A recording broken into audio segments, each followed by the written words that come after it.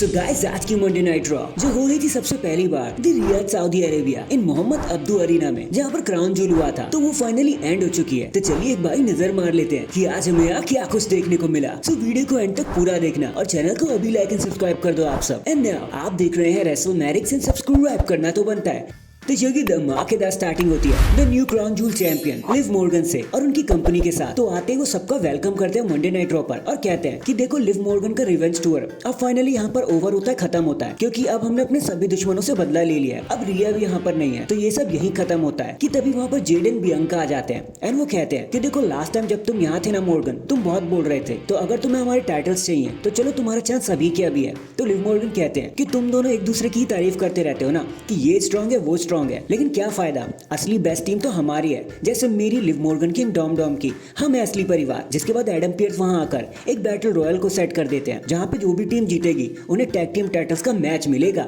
जिसके बाद सारी वुमेन्स डिवीजन हमें वहां पे आते हुए नजर आ जाता है। एंड आज तो एक ऑल आउट ब्रॉल देखने को मिला हमें। एंड आज हमें नटालिया भी देखने को मिलती है। और यहाँ पे बताने को देखो ज्यादा कुछ है नहीं, बैटल रॉयल से आप जैसा एक्सपेक्ट करते हो वैसा ही था। लेकिन इन दी एंड लैरा वेलकारिया को इलिमिनेट करके एक बार फिर से डैमेज कंट्रोल टाइटल पिक्चर में आ जाते हैं। देखते हैं इस बार वो टाइटल जीत पाएंगे या नहीं, और बन जाते हैं number 1 contenders for the women's tag team title के लिए। फिर हमें क्लिप दिखाई जाती है जहां पर द ए-लिस्टर मिज होते हैं, जिनको व्हाइट ने किडनैप कर रखा होता है। तो द मिज कहते हैं कि यार कुछ गलतफहमी हो रही है, मैं फाइनल टेस्टामेंट के साथ नहीं हूँ, मैं व्हाइट्स के साथ हूँ। इन्होंने मुझे पकड़ लिया है, मेरी जान बचाओ। उन्हें फाइनल टेस्टामेंट नहीं बल्कि हमेशा से द मिज चाहिए था। और ये क्लिप इसके बाद यहीं पर खत्म हो जाती है। नेक्स्ट फिर हमें टैग टीम मैच और देखने को मिलता है between the war Riders and the new day के बीच में। और भाई यहाँ बताने के लिए कुछ भी नहीं है, बस मैं यही कहूंगा कि जब WWE ने बता ही दिया कि एक्जेवियर वुड्स अब टर्न ऑन करने वाले हैं, तो भाई वो आखिर कब करेंगे, किसका वेट कर रहे हैं? क्योंकि इन दी एंड एक वॉर मशीन लगाकर एरिक एंड आइवर मैच को जीत जाते हैं एंड कॉफी एंड एक्जेवियर फिर से शॉक हो जाते हैं कि भाई हमारा आज भी कुछ नहीं हुआ। फिर हमें सैमी ज़ेन देखने को मिलते हैं, जो सऊदी अरेबिया में अरेबिक लैंग्वेज में सबका वेलकम करते हैं और कहते हैं कि भाई दिल खुश हो जाता है जब मैं अपने लोगों से अपनी लैंग्वेज में बात करता हूँ। लेकिन आज मेरा मूड वो नहीं है, आज मुझे लास्ट नाइट के एक्शंस को एड्रेस भी करना है। जिसके बाद जिउसो वहाँ आ जाते हैं और वो कहते हैं कि भाई देख, सबसे पहले तो शुक्रिया कि तूने हमारे साथ दिया। अब चल अपना इंटेंशन बता दे कि वो सब गलती से हुआ या फिर जानबूझ के किया तूने, क्यों मारा तूने रोमन को। बट तभी जिमी ऊसो वहां आ जाते हैं और जिमी ऊसो गुस्से में कहते हैं कि जे तू पागल है, तू क्या जानना चाहता है, क्या बोलेगा सैमी ज़ेन? पूरी दुनिया ने देख लिया कि उन्होंने ट्राइबल चीफ के साथ क्या किया, अब किस बात का जवाब ढूंढ रहे हो तुम?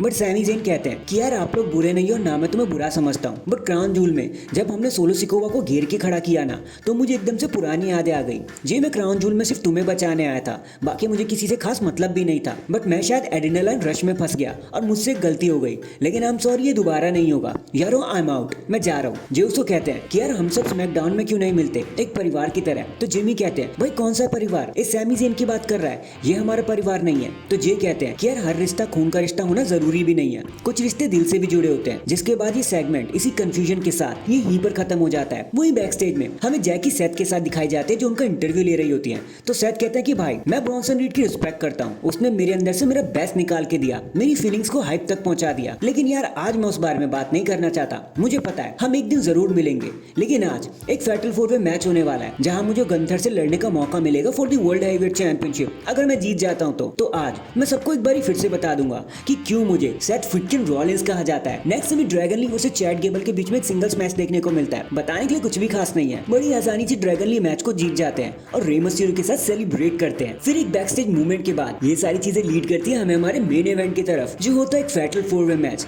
जहाँ जो भी जीतेगा वो वर्ल्ड चैंपियनशिप के लिए गंथर से लड़ने वाला है। Seth Rollins versus Dom Dom versus Sheamus versus Damian Priest. अब मैच के हिसाब से और मेन इवेंट के हिसाब से ये काफी स्टैक अप चीज थी, हर तरीके से हर एलिमेंट यहाँ देखा जा सकता था, all the way from high flyers to the heavyweights. लेकिन in the end Bronson Reed Seth Rollins को बाहर घसीट लेते हैं, टेबल पर सुनामी लगा देते हैं और उनको हमेशा के लिए डिस्ट्रॉय कर देते हैं। इसी का फायदा उठाकर डेमियन प्रीस्ट को एक ओपनिंग मिल जाती है और वो मैच को जीतकर नंबर 1 कंटेंडर बन जाते हैं। जिसके बाद वो गंथर को कन्फ्रंट करते हैं उनके न्यू अपोनेंट के रूप में और बता देते हैं कि भाई समरस्लैम में जो भी हुआ अब मैं उसे रेक्टिफाई कर दूंगा। एंड देन इसी के साथ हमारी सऊदी अरेबिया वाली मंडे नाइट रॉ यहीं पर खत्म हो जाती है। वैसे आपको आज के शो के बारे में क्या कहना था, कमेंट करके जरूर बताना। एंड अगर चैनल पर नए हैं तो चैनल को अभी लाइक एंड सब्सक्राइब कर दो। बाकी मैं मिलता हूँ आपसे किसी और अपडेट के साथ, तब तक के लिए अपना ख्याल रखें और खुश रहें।